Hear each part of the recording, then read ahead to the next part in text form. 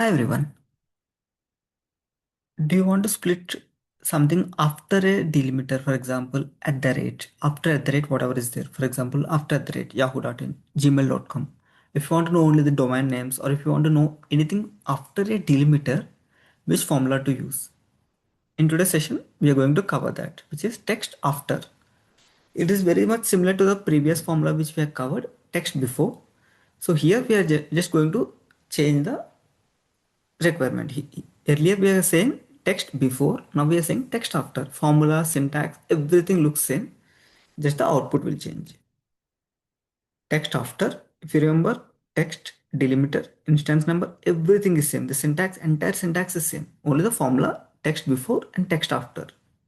So here I'm selecting this and delimiter is at the rate for the moment.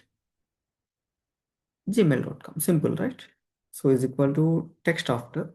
So instead of at the rate, I'm saying dot. Here I have two dots, Ravi dot and Yahoo dot.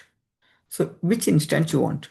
Same thing, just like how we have seen text before, you have to give the instance number if you have multiple uh, delimiters. So here I'm saying maybe second one.